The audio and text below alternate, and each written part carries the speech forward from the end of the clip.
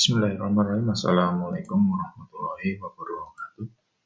Alhamdulillah pada pagi hari ini kita bisa menyampaikan mengenai perguruan tinggi di era revolusi industri 4.0 dalam kegiatan PKKMB Akademi Kesehatan Asia Usada Semarang.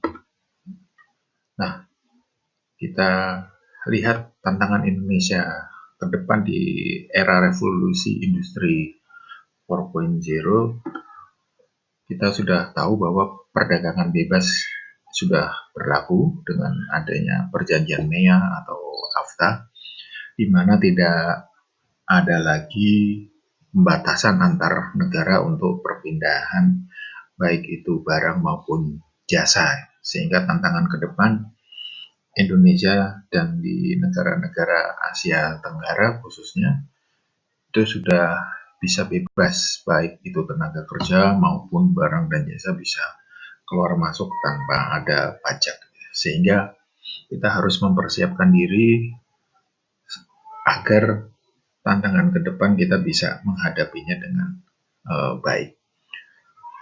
Sebenarnya Indonesia diuntungkan karena adanya ledakan penduduk dari sisi demografi ya, sehingga sebenarnya bonus dari demografi ini adalah lebih dari 50% penduduk Indonesia sekarang ini adalah usia aktif atau produktif, sekitar umur 25 sampai 45 tahun. Itu adalah umur produktif, sehingga akan meningkatkan ekonomi dan juga otomatis pertumbuhan ekonomi Indonesia akan menjadi lebih tinggi, dan juga menghadapi tantangan global ini sebenarnya Indonesia akan lebih siap lagi ya.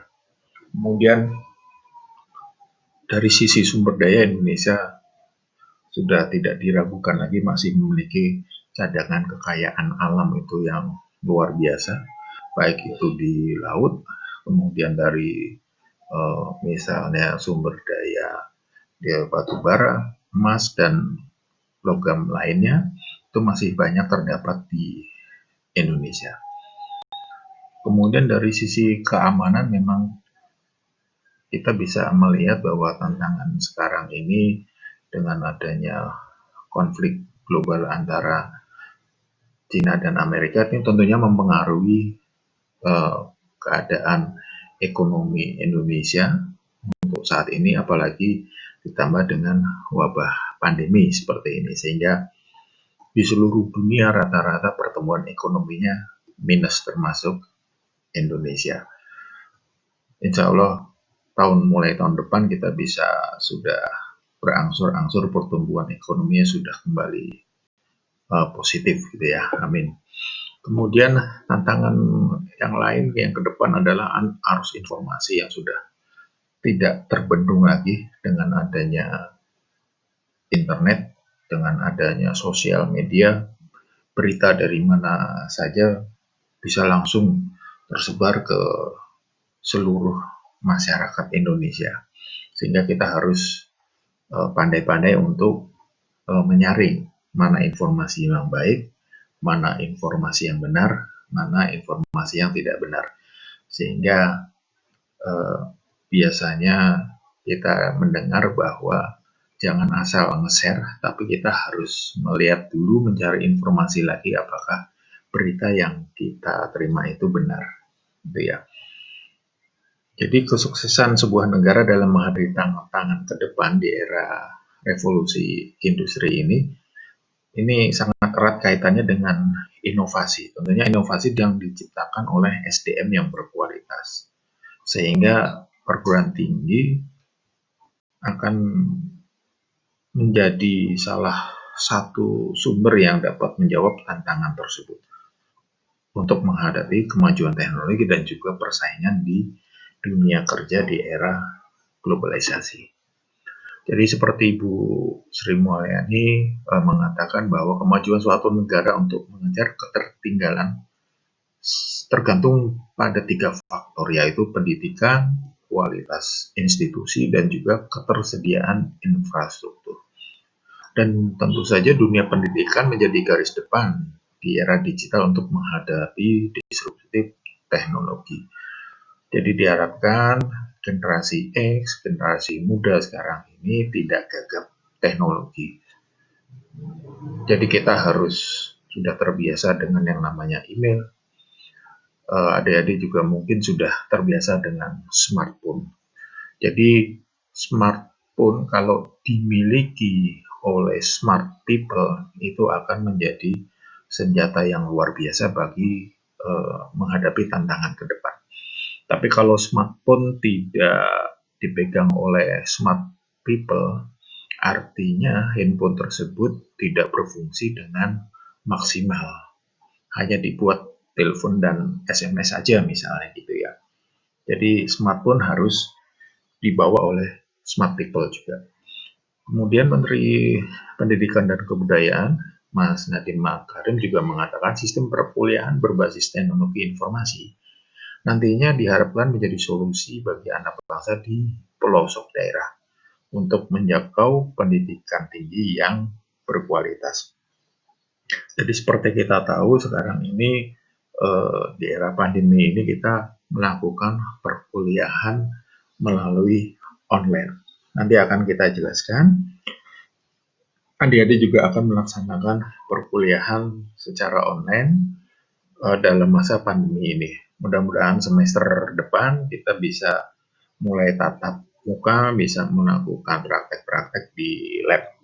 Jadi perkuliahan online-nya akan dapat digantikan perkuliahan tatap muka atau offline, insya Allah bisa semester depan atau tahun depan gitu ya. Nanti akan kita terangkan mengenai sistem perkuliahannya. Nah, ini detailnya adalah untuk melakukan persiapan di era revolusi industri 4.0. Jadi, sistem pembelajaran yang lebih inovatif seperti penyusunan kurikulum pembelajaran, meningkatkan kemampuan mahasiswa dalam hal IT, kemudian memanfaatkan Internet of Things dan juga informasi-informasi dari Big Data Analytics. Diharapkan dapat menghasilkan lulusan perguruan tinggi yang kompetitif dan terampil terutama dalam aspek data literati, teknologi literati, dan juga human literati. Jadi 3 hal ini akan sangat menentukan di masa depan. Jadi mahasiswa bisa mempunyai data dan juga bisa memanfaatkan teknologi informasi yang ada, salah satunya dengan penggunaan smartphone, dan begitu juga dengan human literasi. Jadi interaksi antar manusia juga jangan dilupakan. Jadi itu juga akan menambah hasanah ilmu pengetahuan juga. Kemudian rekonstruksi kebijakan kelembagaan pendidikan tinggi yang adaptif dan responsif terhadap revolusi industri dalam mengembangkan transdisiplin ilmu dan program studi yang dibutuhkan.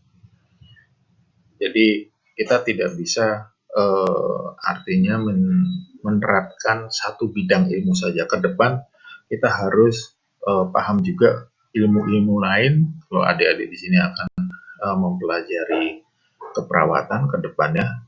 Nah, ke depan tidak mungkin hanya ilmu perawatan saja, tapi juga adik-adik harus paham juga misalnya dengan teknologi informasi. Contohnya, misalnya teknologi informasi dikaitkan dengan keperawatan, misalnya kita bisa salah satunya banyak aplikasi-aplikasi yang mendukung untuk keperawatan, misalnya dalam hal mengingat untuk minum obat untuk kasus pasien hipertensi misalnya, itu bisa mendapatkan peringatan atau mengingatnya. Ada aplikasi untuk mengingat sudah waktunya minum obat, sudah waktunya istirahat, itu sudah ada aplikasinya. Begitu ya dengan misalnya program diet, itu sudah banyak aplikasi-aplikasi yang dapat kita download secara gratis, secara free, itu di Play Store gitu ya. Banyak yang bisa kita manfaatkan. Kemudian terobosan dalam hal riset dan pengembangan untuk mendukung revolusi industri 4.0 dan ekosistem riset dan pengembangan serta meningkatkan kualitas dan kuantitas riset dan pengembangan di perguruan tinggi seperti lembaga litbang, industri, dan juga masyarakat. Kemudian terobosan inovasi dan penguatan sistem inovasi untuk meningkatkan produktivitas industri dan juga untuk meningkatkan perusahaan pemula berbasis teknologi. Banyak startup yang bisa kita lihat sedang menjamur bertumbuhan di Indonesia.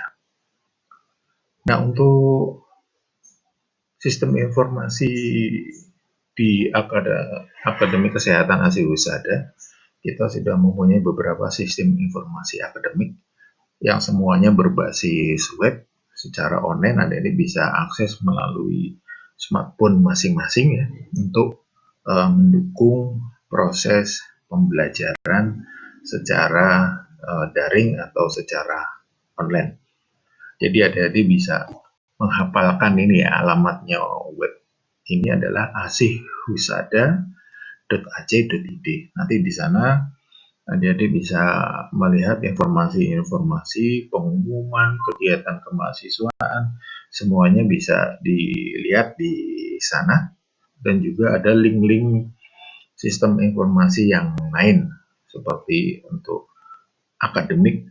Ini ada siakes.asyikHusada.ac.id, nanti kita lihat isinya seperti apa.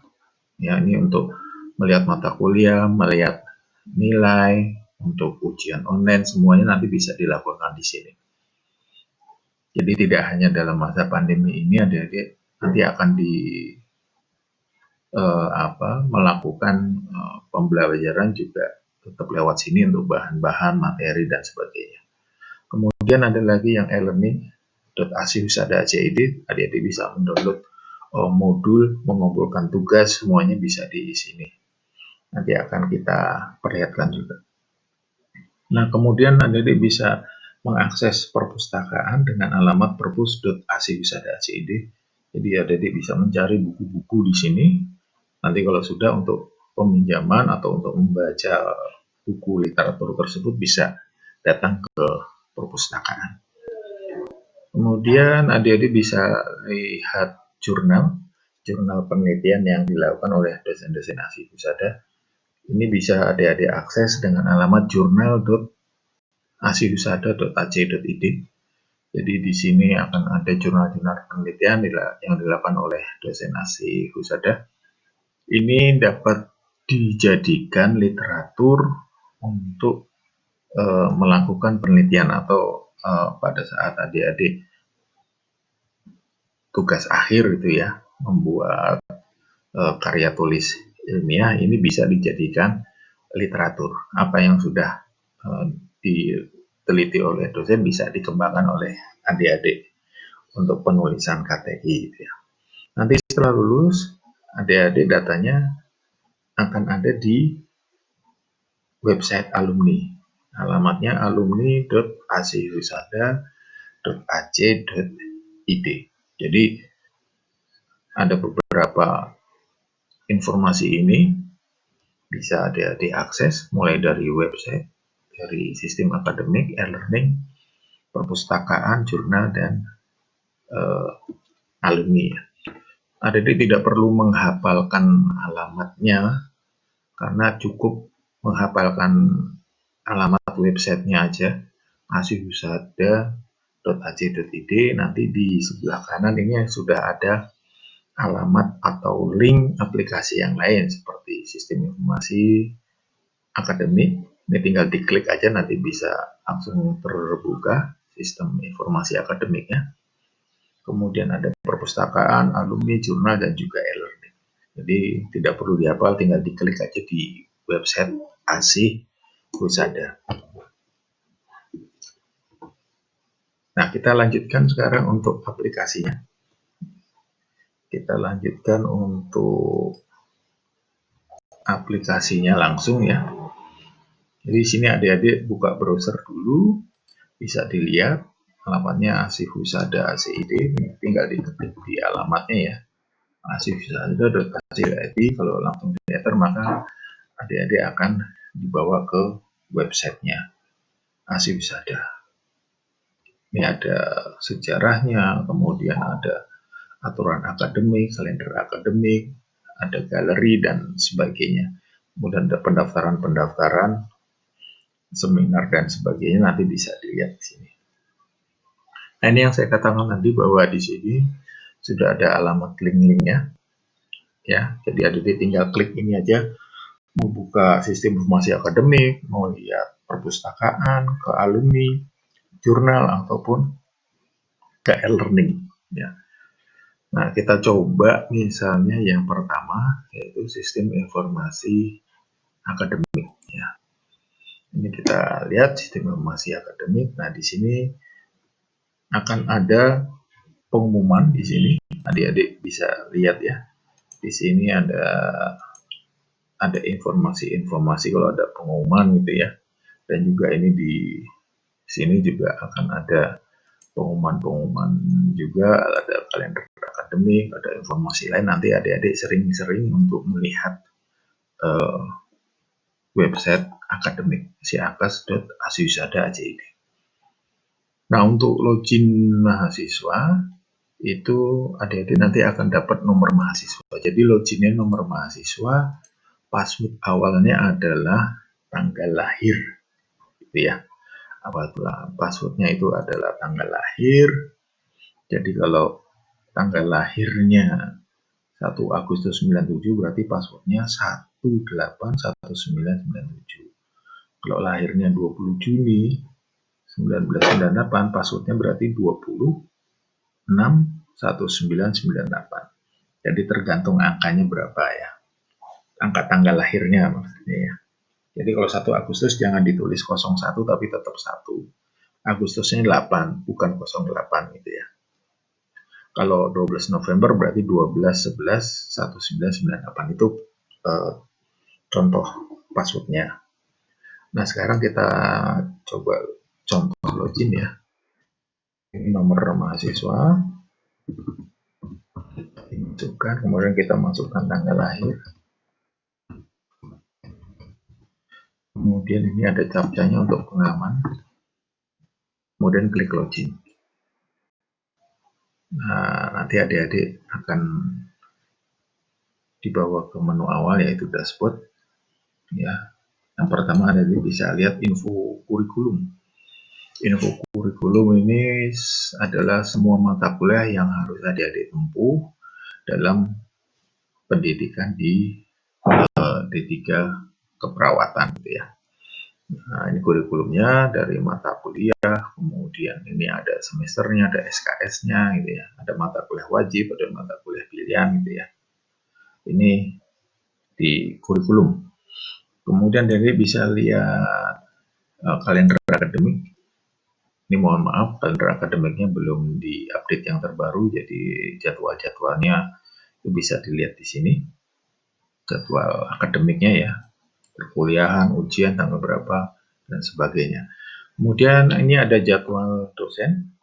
Jadwal dosen ini adik-adik bisa pilih dosen, misalnya Bu Ike ini semester genap kemarin ngajarnya mata kuliahnya apa aja.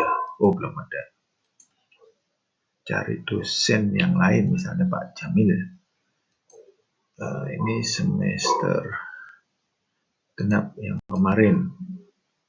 Oh, jadwalnya belum ada semua ya. Nah, gasal. Pak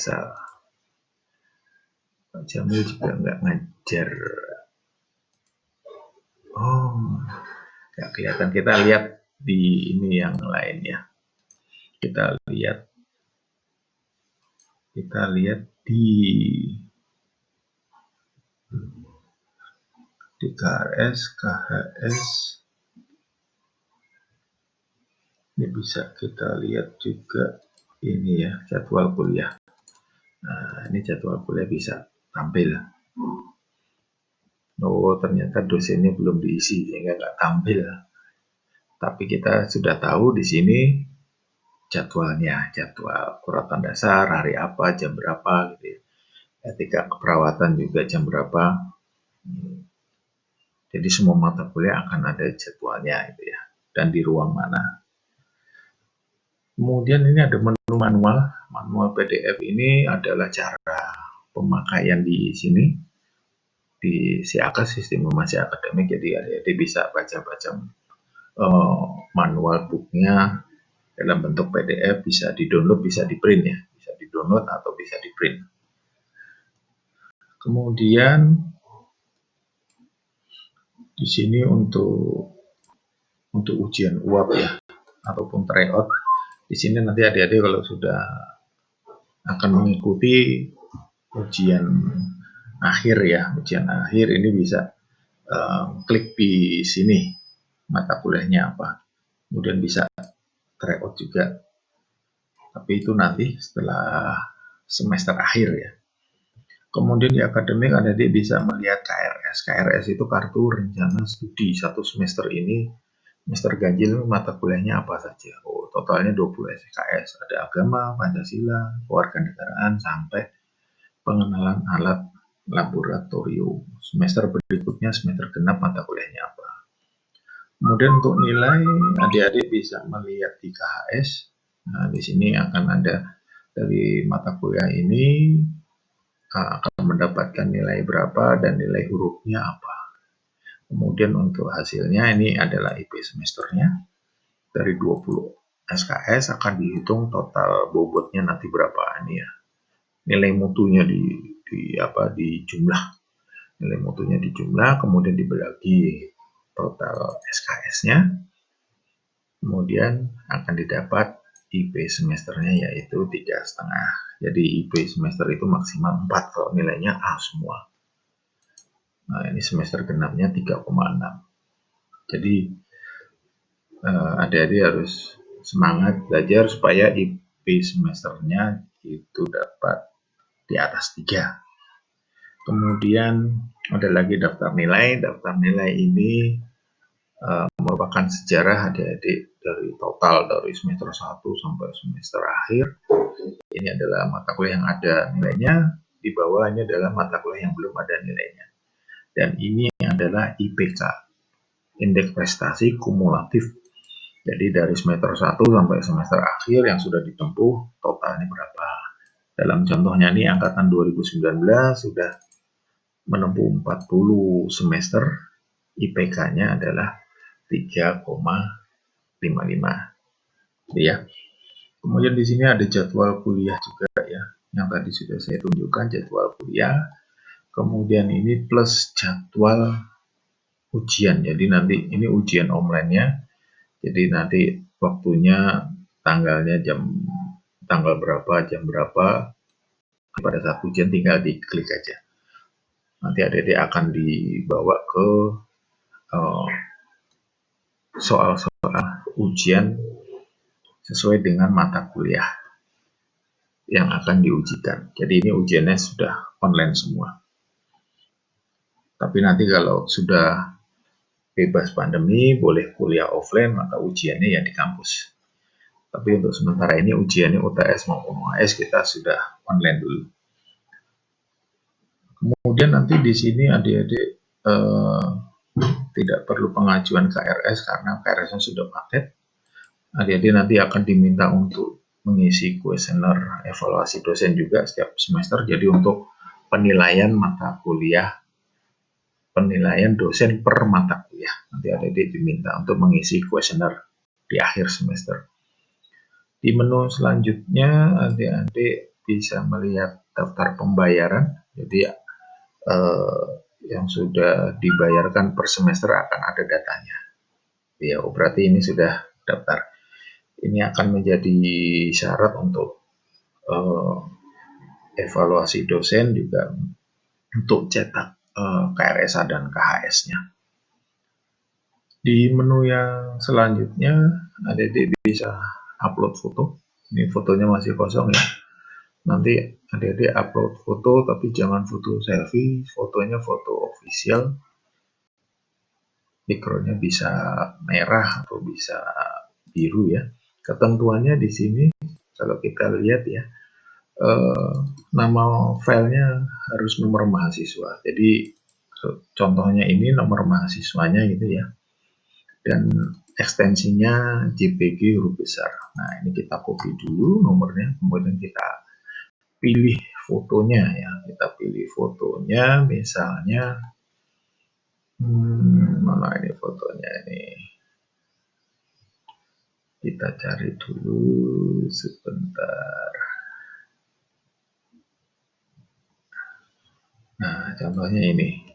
Nah, ini nomor mahasiswanya dan JPG-nya huruf besar. Nah, kita bentar, berarti sudah ada ya itu ya.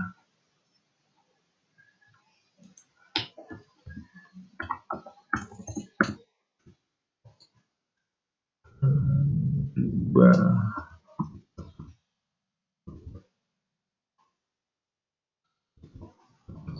Sebentar. Ini saya rubah dulu. Kemudian yang tadi saya rename dulu ya. Nah, ini namanya sesuai nomor mahasiswa. Ekstensinya JPG-nya besar, kemudian di open dan diklik upload. Nah, nanti di sini kita refresh dulu. Nanti sudah ada fotonya Adik-adik di sini. Ya, cara upload fotonya.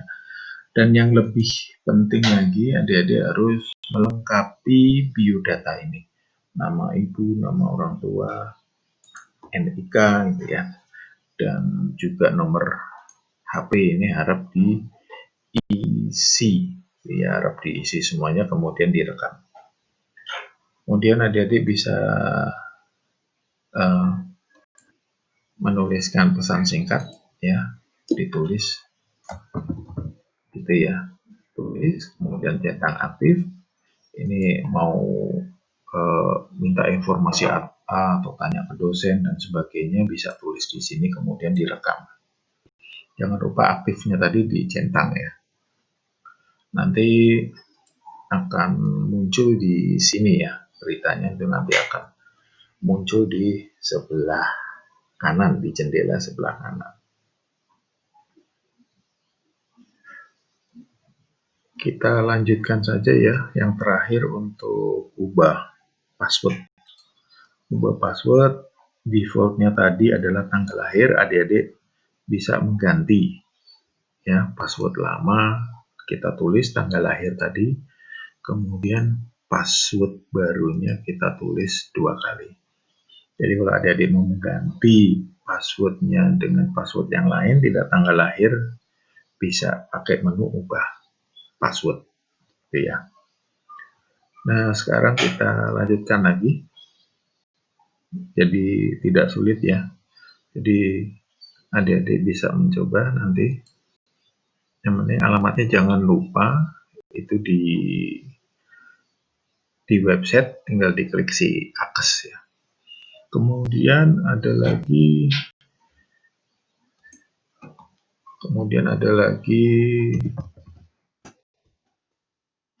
selain si akes ada lagi yaitu e-learning. Nah, ini ya. Ini e-learning, diketik. Kemudian loginnya sama tadi, pakai nomor mahasiswa. Kemudian passwordnya tanggal lahir. Masuk captcha-nya.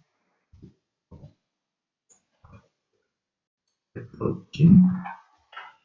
Nah, di sini nanti adik-adik ada menu-menu, bisa lihat RPS-nya, bisa download modul, bisa download RPS gitu ya, bisa tanya ke dosen, bisa upload tugas, juga bisa melihat video-video rekaman yang diupload oleh dosen untuk mata kuliah tertentu. Contoh melihat RPS ya, kita lihat yang keperawatan kurikulum 2014. Nah, sini sudah ada modul-modul yang bisa adik-adik download ya. Misalnya perawatan jiwa download. Nah, nanti ini sudah di-download, tinggal dibuka. Adik-adik bisa print atau bisa baca lewat laptop gitu ya. Nah, ini RPS-nya.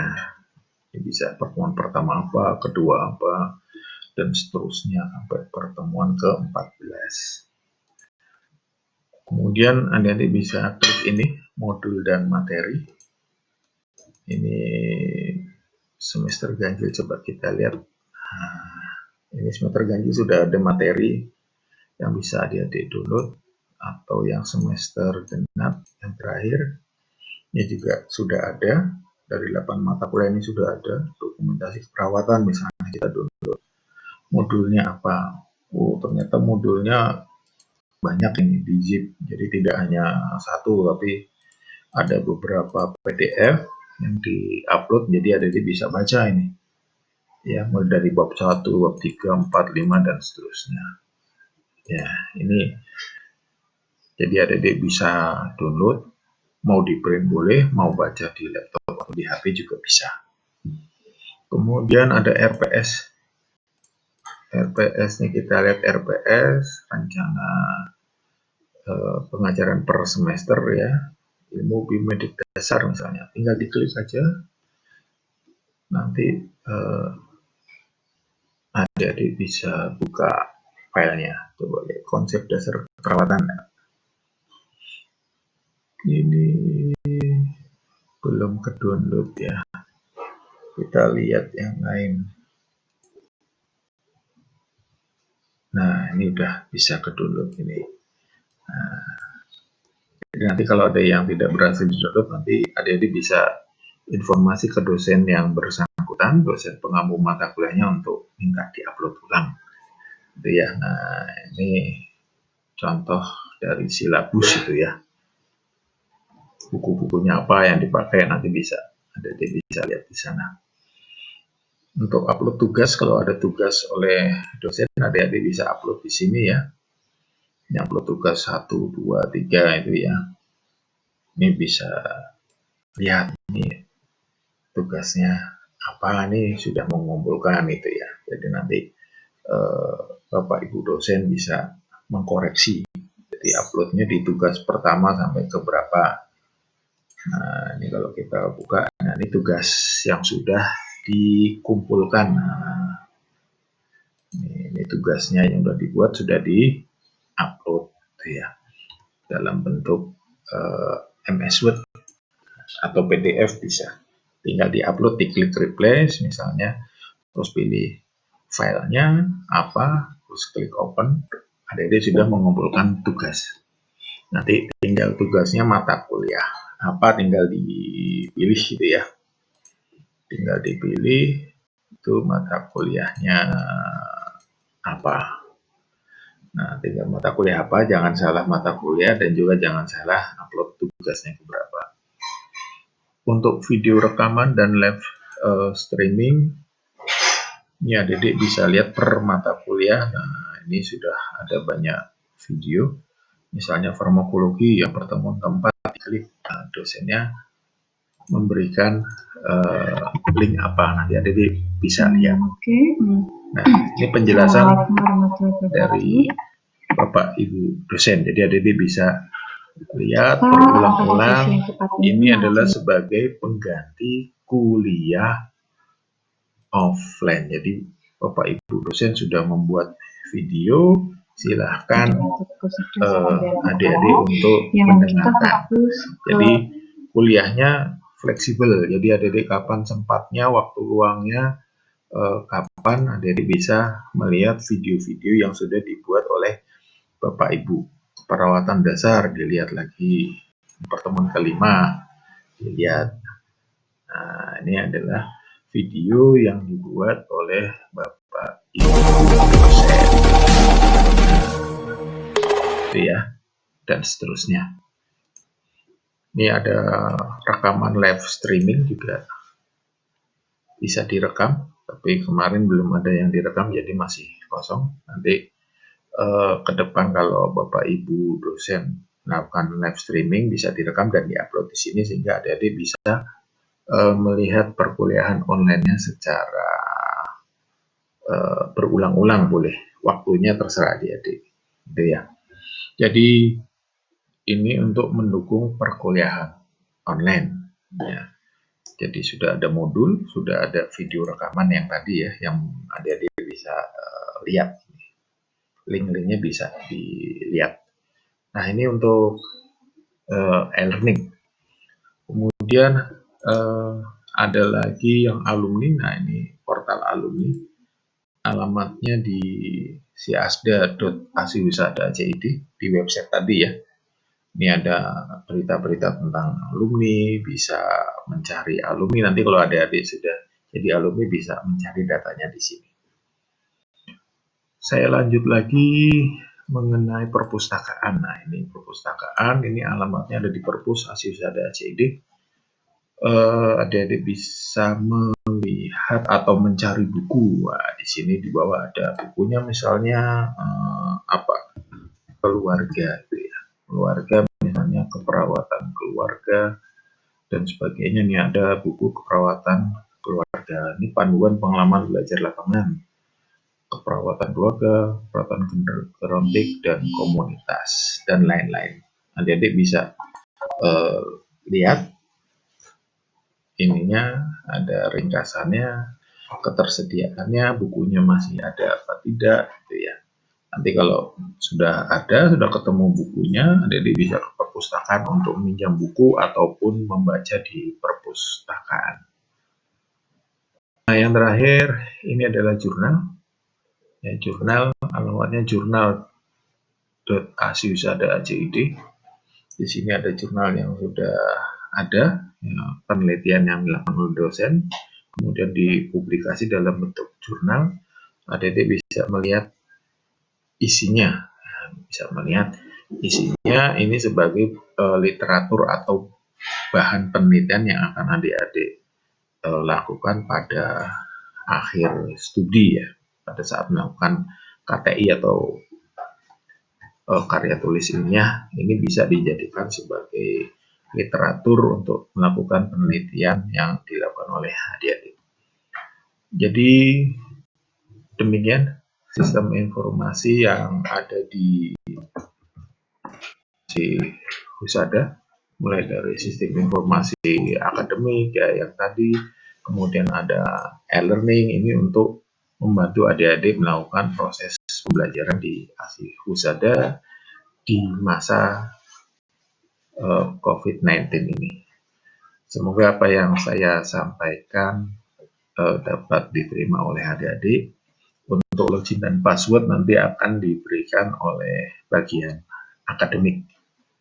Kurang lebihnya mohon maaf. Wassalamualaikum warahmatullahi wabarakatuh.